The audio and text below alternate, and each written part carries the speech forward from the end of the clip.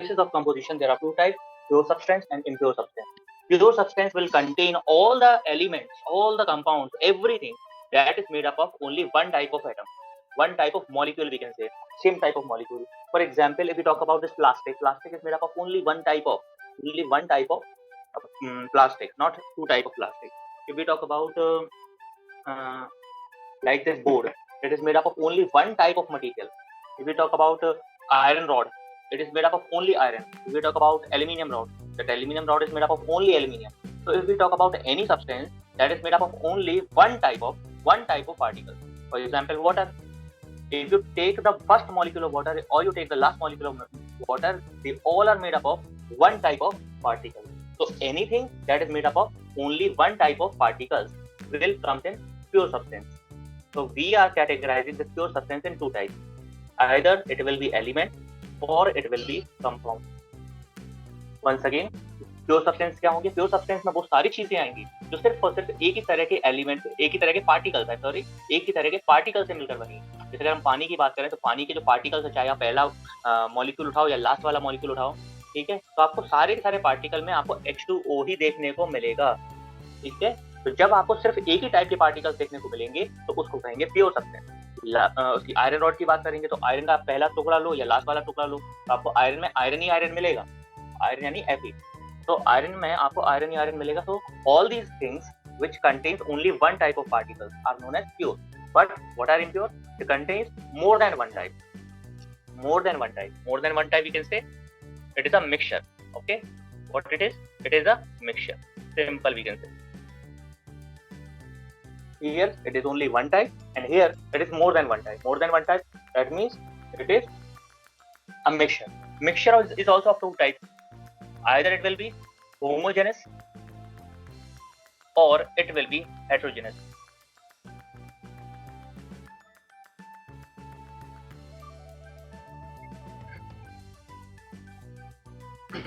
Elements क्या होते हैं पहले ये समझ लेते हैं। जितनी भी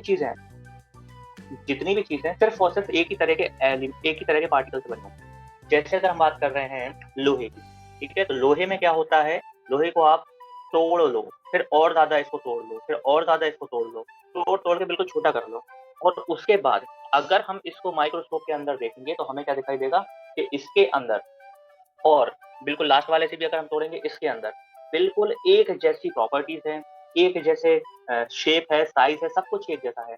ऐसी चीजों को कहते हैं एलिमेंट। एलिमेंट क्या होते हैं? Element are the pure substance which cannot be further subdivided. Further subdivided का मतलब है कि एलिमेंट को अगर आप तोड़ोगे तो आपको एलिमेंट ही मिलेगा। ये नहीं है कि एलिमेंट को आपने तोड़ा कि कुछ और मिल गया। तो अगर आप लोहे को तोड़ोगे आपको लोहा मिलेगा, सिल्वर को तोड़ोगे तो सिल्वर मिलेगा, गोल्ड को तोड़ोगे तो गोल्ड मिलेगा। तो elements are the pure substance which cannot be further subdivided. Remember that elements are the pure substance which cannot be further subdivided. But the elements can be categorized on the basis of property. Element को property पर base हम categorise कर सकते हैं। So there are four categories. First one is metal. तो metals कैसे याद रख सकते हैं? They are conductors. कंडक्टर जानते हो ना, जिससे तार बनता है। तो अगर कोई चीज है जिससे हम तार बना सकते हैं या तार की तरह यूज कर सकते हैं या करंट वरेंट लग सकता है किसी चीज से, तो सारी की सारी क्या होती है? मेटल्स होती है। ठीक है, अगर हम जानते हैं किसी इसमें तार के अंदर, कोई भी तार की अगर हम बात करें तो तार के अंदर क्या चीज होती है? तार के अंदर मेटल होता है। ठीक है, लेकिन उस मेटल से करंट हम लोगों को ना लगे, इसलिए क्या रहता है? एक नॉन मेटल भी होता है। ठीक है, तो नॉन मेटल क्या होता है? नॉन मेटल आते हैं इंसुलेटर क्या होते हैं? इंसुलेटर वो चीजें होती हैं जो कि करंट को नहीं जाने देती। मेटल्स क्या होते हैं? कंडक्टर होते हैं। तो ये क्या है? एक मेटल है, दिखाई दे रहा है आपको लोहा, ये क्या है? मेटल है। लेकिन अगर हम इसकी बात करें, प्लास्टिक की बात करें, तो प्लास्टिक क्या हो गई? आपकी एक नॉन मेटल हो गई। रबर की बात करें तो ये इंसुलेटर है। तो इंसुलेटर क्या कर रहा है? उस करंट को नहीं जाने दे रहा है। तीसरा होता है मेटलॉइड। मेटलॉइड क्या होते हैं? दिस आर सेमीकंडक्टर्स वो होते हैं जो कि वैसे तो नॉन मेटल की तरह बिहेव करते हैं, जनरली नॉन मेटल की तरह बिहेव करते हैं, लेकिन अगर इनको गर्म किया जाएगा तो ये मेटल बन जाता है। फॉर एग्जाम्पल आपका मोबाइल फोन क्या होगा? अगर बंद पड़ा है तो क्या होगा? वो एक नॉन मेटल होगा, लेकिन जैसे ही आप उसको ऑन करोगे वो मेटल बन जाएगा। किसकी वजह से ऐसा हो रहा है? ये हो रहा है सेमीकंडक्टर की वजह से। अगर मोबाइल गर्म नहीं होगा, एक और चीज बता दें, तो मोबाइल कभी भी मेटल नहीं बनेगा, और कभी मेटल नहीं बनेगा तो कभी भी स्टार्ट नहीं होगा। अब तब जानते हो कि मोबाइल आप तब चलाते हो, आपको पता होगा कि जो भी जो भी मोबाइल होते हैं वो गर्म क्यों होते हैं? क्योंकि वो पहले रहते हैं इंसुलेटर, लेकिन गर्म होने के बाद बन जाते हैं कंडक्टर। तो इसमें मटेरियल कौन सा यूज किया गया? इसमें मटेरियल यूज किया गया है semiconductor. Then comes the last noble gas. Noble gases तो भाई वो होते हैं महान gases, simply they are non reactive reason. Non reactive तो पता होगा, ये किसी से रिएक्ट नहीं करती, बिल्कुल आजाद घूमती है। और बस इसके बारे में इतना ही, बाकी 10th क्लास में इसमें पढ़ेंगे। फिर से एक चीज, प्योर सब्सटेंस का two type, elements and compounds. What are elements? Elements are the pure substance which cannot be further subdivided. You cannot divide it, but you can categorize. And what are those categories? Metal, non-metal, metallites, and noble gas.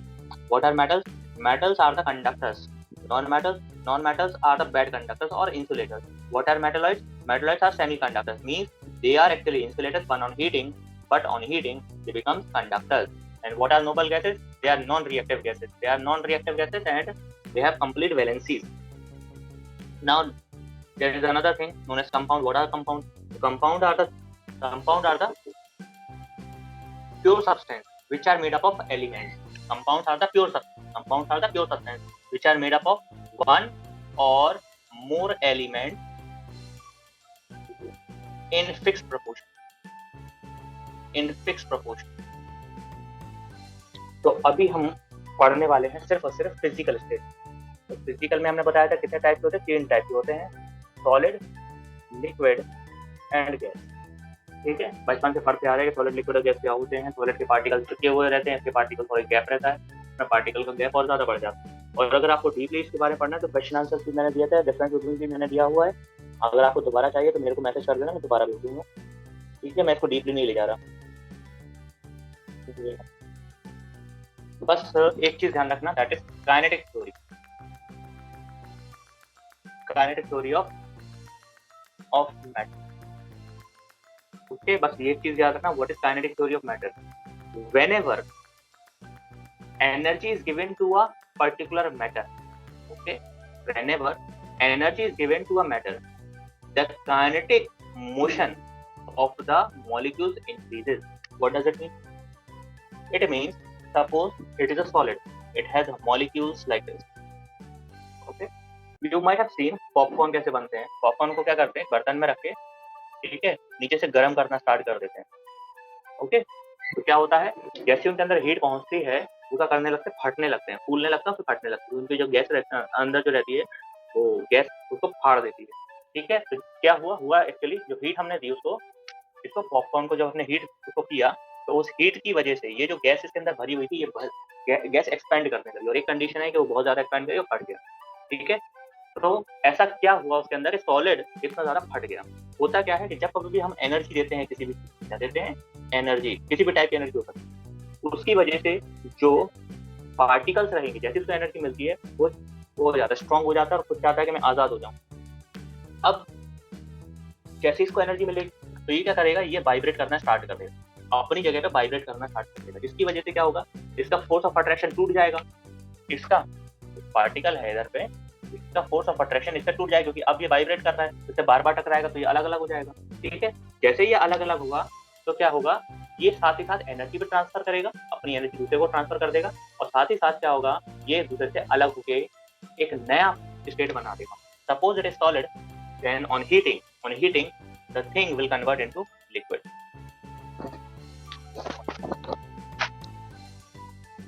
On heating, the particular thing will convert into liquid. And why it will convert? Because the kinetic theory of matter says whenever energy is given to a particular particle, the kinetic motion of the particle increases. Once again, whenever energy is given to a particle, the kinetic motion. What is kinetic motion? The energy possessed by a body due to its virtue of motion. जब कभी भी कोई object motion कर रहा है तो उसके अंदर एक एनर्जी बनती है। जैसे अगर ये बॉल ऊपर से नीचे गिर रही है तो इसके अंदर एक एनर्जी बनी होगी। ठीक है, ये बॉल नहीं जो कि है, तो जब ये ऊपर से नीचे गिर रहा है तो ये क्या कर रहा है, इसमें एक एनर्जी बनती होगी जो उसको नीचे की तरफ खींच रही है। ठीक है, तो जो एनर्जी बनती है किसी भी चीज में और उसको मोशन दे रही है वो एनर्जी, ठीक है, ऐसी एनर्जी को कहते हैं काइनेटिक एनर्जी। लेकिन अगर हमने इसको रख दिया, सामने से रख दिया, लेकिन अब ये मूव नहीं कर रहा, तो इस समय भी एनर्जी बन रही होगी, हाँ बन रही है, इसको कहते हैं पोटेंशियल एनर्जी। तो क्या बोल रहे थे कि अगर कोई ऑब्जेक्ट रखा हुआ है तो उसके अंदर एक एनर्जी बनेगी, उसे पोटेंशियल एनर्जी करते हैं, लेकिन जैसे हम अपना हाथ हटाएंगे तो ये नीचे चलने लगेगा। तो क्या हुआ, जो पोटेंशियल एनर्जी थी वो काइनेटिक एनर्जी में बदल गई और काइनेटिक एनर्जी उसको चलाने लगी। तो कोई भी ऑब्जेक्ट अगर चल रहा है तो किसकी वजह चलता है, काइनेटिक एनर्जी की वजह से। काइनेटिक एनर्जी दुनिया में अपने आप नहीं बनती, इसको बनाना पड़ता है, ये कहीं ना कहीं से उसको मिलती है। तो हमने यहाँ पर क्या दिया, हमने बाहर से उसको एनर्जी दी, जैसे हम उस एनर्जी उसको देंगे तो उसके अंदर वो एनर्जी बन के पहुंच जाएगी, वो किसमें बदल जाएगी, काइनेटिक एनर्जी में। और काइनेटिक एनर्जी क्या करेगी, उसको चलाने लगेगी। अगर वो चलने लगेगा तो जो खड़ा हुआ है यहाँ पे पार्टिकल वो हिलने लगेगा, वाइब्रेट करने लगेगा और अपनी जगह से छोड़ के कहीं और चला जाएगा।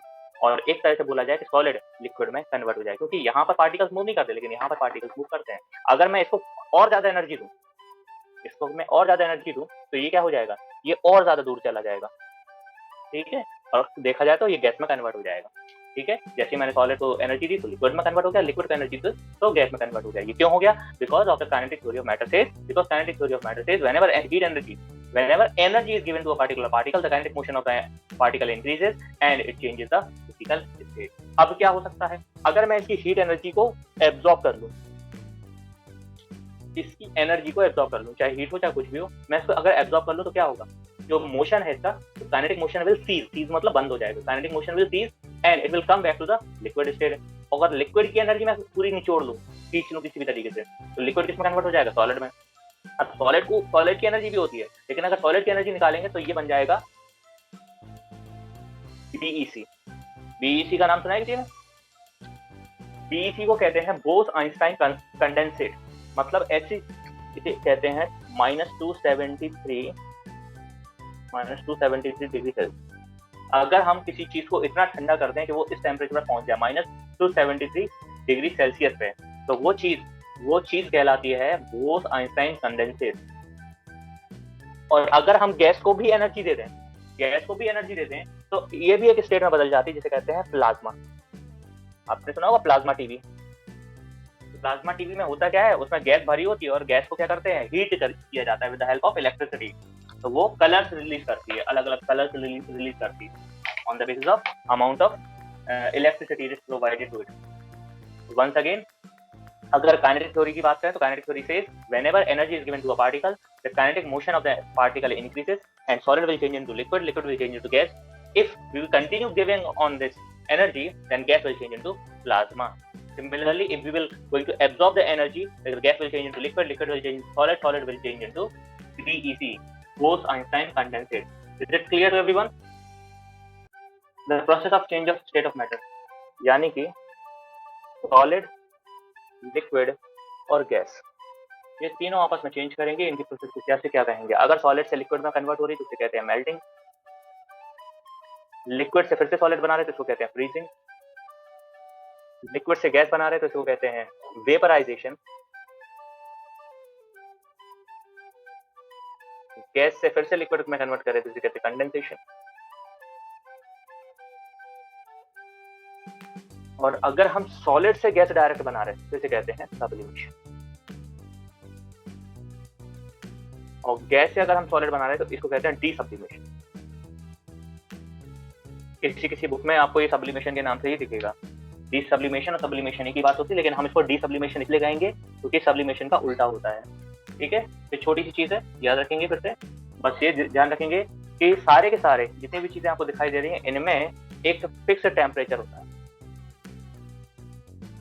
क्लियर है कि जितनी भी चीजें आपको दिखाई दे रही हैं इनमें टेम्परेचर कैसा होगा, फिक्स होगा। अगर उस टेम्परेचर से अगर आप कम पे काम करोगे तो वो काम नहीं बनेगा। जितनी भी चीजें आपको दिखाई दे रही हैं वो सारी की सारी क्या होंगी, एक फिक्स टेम्परेचर पर ही होंगी। इसके बाद हमें पढ़ना है latent heat. Latent heat, what is latent heat? Whenever we heat something like ice, whenever heat ice it changes to water. Okay, whenever we heat water it changes to water vapor. Whenever we heat solid it changes to liquid. Whenever we heat liquid it changes to gas. लेकिन जब हम ice को भी heat करना start करते हैं तो ऐसा तो नहीं कि हीट किया और एक चुटकी में कन्वर्ट हो गया, इट टेक्स टाइम। तो क्वेश्चन ये है कि जब हमने उसको हीट किया तो पूरा का पूरा क्यों कन्वर्ट नहीं हो गया, उसको टाइम क्यों लगा। क्वेश्चन यही आता है that why it did not directly change at once at all. why it is taking time one by one to convert ice into water?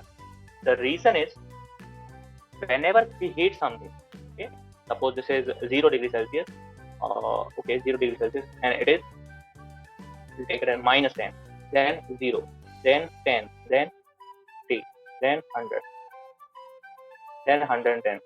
Let's understand by this graph. अभी मान लीजिए बर्फ का टेम्परेचर है minus का 10. आप सोच रहे हो कि बर्फ का टेम्परेचर माइनस 10 हो सकता है? हाँ, हो सकता है. तो अभी बर्फ का टेम्परेचर है माइनस 10, हमने उसको हीट करना स्टार्ट किया, ठीक है, हमने उसको कुछ देर तक हीट किया, तो क्या हो गया, उसका टेम्परेचर पहले 0 पहुंचेगा, ठीक है. जब तक 0 नहीं पहुंचेगा टेम्परेचर, तब तक वो मेल्ट होना स्टार्ट नहीं करेगा. तो 0 डिग्री सेल्सियस है वो पहुंचा, फिर भी हम उसको हीट करते रहे, लेकिन उसको हीट करने पर भी वो पानी नहीं बना, उसने और टाइम लिया, ठीक है. हमने यहाँ पर क्या लिखा है, यहाँ पर हम टाइम बढ़ा रहे हैं कि जैसे हम टाइम बढ़ा रहे हैं तब टेम्परेचर कितना बढ़ रहा है. तो हमने पहले टाइम, थोड़े टाइम तक उसको गर्म किया, तो वो क्या हुआ, वो टेम्परेचर आपका 0 हो गया. उसके बाद फिर हमने हीट किया तो वो 0 ही दिखा रहा है थर्मामीटर पे. फिर हमने थोड़ी देर और गर्म किया, फिर उसका इंक्रीमेंट स्टार्ट हुआ और वो सीधा सीधा पहुंच गया 100 पे. हम फिर भी उसको हीट करना स्टार्ट कंटिन्यू करते रहे, तो थोड़ी देर बाद हमें क्या देखने को मिलेगा कि वो 100 डिग्री सेल्सियस पर ही है. हम उसको हीट करते जा रहे हैं, लेकिन वो फिर भी अभी 100 डिग्री सेल्सियस पर ही जाता है. थोड़े टाइम के बाद वो 100 से क्या हो जाएगा, 100 से फिर वो बढ़ना स्टार्ट होगा. तो अब क्वेश्चन उठता है कि यहाँ पर ऐसा क्या हुआ कि टेम्परेचर इंक्रीज नहीं हुआ. जब हमने यहाँ पे इसको हीट किया था, तो यहाँ पर वो क्या कर रहा था, यहाँ पर वो टेम्परेचर इंक्रीज कर रहा था, यहाँ पर वो टेम्परेचर इंक्रीज कर रहा है, यहाँ पर वो टेम्परेचर इंक्रीज कर रहा है, लेकिन यहाँ पर वो टेम्परेचर इंक्रीज नहीं कर रहा. तो हमने जो हीट दी है वो बेमतलब हो गई. फिर तो ऐसी हीट को जो कि स्टेट चेंज कर दे, ठीक है. यहाँ पर क्या हुआ, आइस थी यहाँ पे, और ये क्या है, वाटर है. ये क्या है, ये है आपकी आइस है जिसको हम हीट कर रहे थे, लेकिन जैसे ही हमने इसको 0 डिग्री के बाद भी हीट करना कंटिन्यू रखा, तो आइस वाटर में कन्वर्ट हो गई. एंड बीच में जो कुछ भी हीट यहाँ पर हमने खर्च की, that heat is known as latent heat. तो what is latent heat? Latent heat is the amount of heat.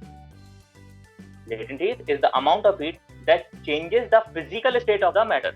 Once again, that changes the physical state. मतलब क्या है कि अगर सॉलिड रहेगा तो गैस में, वाटर में बदल जाएगा, लिक्विड में, और लिक्विड रहेगा तो गैस में बदल जाएगा. That is known as latent heat. Once again, what is latent heat? Latent heat is the heat that changes the physical state of matter. तो सॉलिड को लिक्विड, लिक्विड को गैस में बदलने के लिए जो हीट लगेगी वो होगी लेटेंट हीट. एक और हीट होती है जो टेम्परेचर इंक्रीज करती है, that is known as specific heat. तो what is specific heat? That increases the temperature.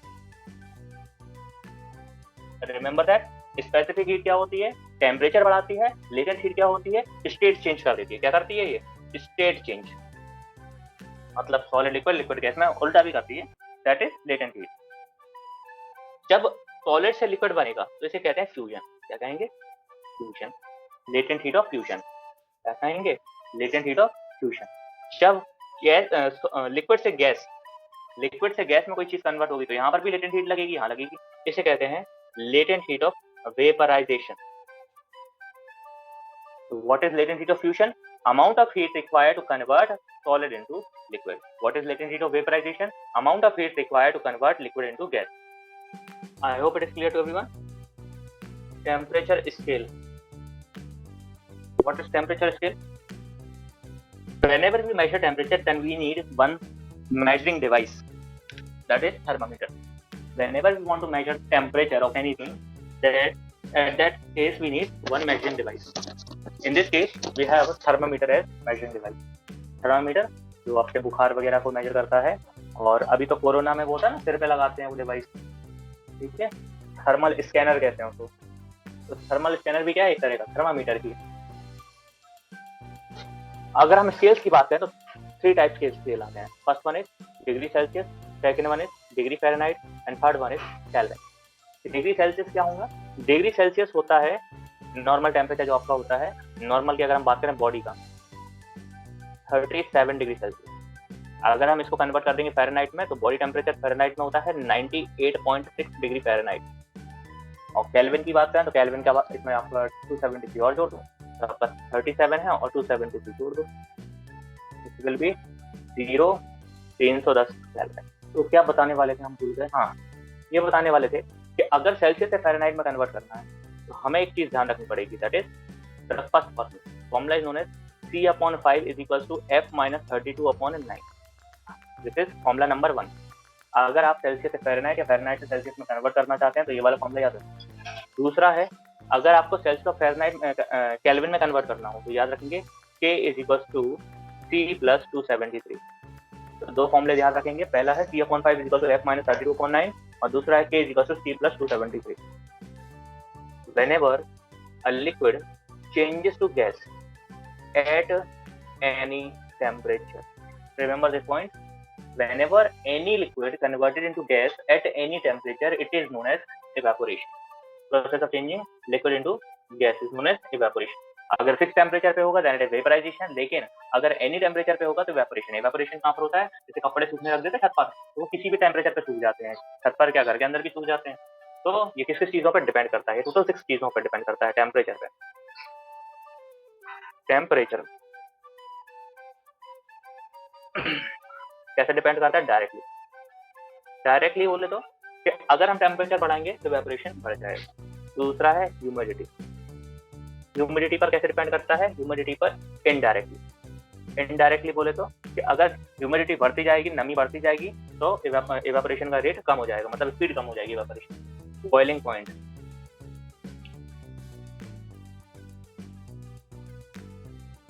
Indirectly. Surface area.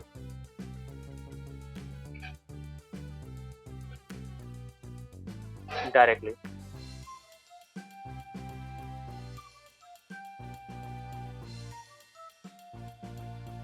wind speed.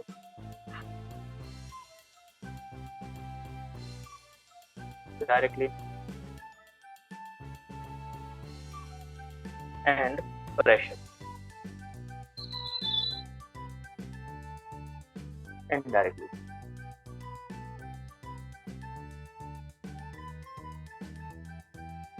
तो टोटल 6 चीजों पर डिपेंड करता है इवेपोरेशन. ये चीजों ध्यान रखना क्योंकि ये क्वेश्चन पूछा जा सकता है. On what things rate of evaporation depends? It depends on 6 things: temperature, humidity, boiling point, surface area, wind speed and pressure. अगर हम जहाँ पर हमारा इवेपोरेशन हो रहा है उसका टेम्परेचर अगर बहुत ज्यादा होगा, जैसे धूप में देखें तो इवेपोरेशन बहुत फास्ट हो जाता है. धूप में कपड़े जल्दी सूख जाते हैं. क्यों? क्योंकि टेम्परेचर ज्यादा होता है तो डायरेक्टली असर करता है उसका. ह्यूमिडिटी, नमी ज्यादा होगी तो आपका इवेपोरेशन कम हो जाएगा. बॉइलिंग पॉइंट अगर ज्यादा होगा तो उसका इवेपोरेशन क्या होगा? बहुत स्लो हो जाएगा. जैसे अगर हम पेट्रोल को इवेपोरेट करना चाह रहे हैं तो वो बहुत जल्दी हो जाता है, लेकिन अगर हम दूध को इवेपोरेट करना चाह रहे हैं, दूध भी इवेपोरेट हो जाएगा, लेकिन अगर उसको करना चाह रहे हैं तो उसके लिए बहुत ज्यादा टेम्परेचर उसको हीट करना पड़ेगा. ठीक है. सरफेस एरिया की बात करें तो सरफेस एरिया क्या है? जितना ज्यादा सरफेस एरिया होगा उतना जल्दी वो इवेपोरेट होगा. जैसे कपड़े रखें तो कपड़े एक बाल्टी में रख दोगे तो वो बहुत देर में सूखेंगे, लेकिन उनको फैला देते हैं तो वो जल्दी सूख जाते हैं. सरफेस एरिया हमने बढ़ा दिया तो जल्दी इवेपोरेशन हो जाएगा. विंड स्पीड की बात करें तो अगर जितनी तेज हवा चल रही होगी उतना ज्यादा इवेपोरेशन होगा. प्रेशर, अगर हम प्रेशर को दबा देंगे, मतलब कपड़ों को दबा के रखेंगे तो इवेपोरेशन होगा ही नहीं, लेकिन कपड़ों को हम ढीला छोड़ देंगे, प्रेशर अगर कम कर देंगे तो इवेपोरेशन फास्ट होगा.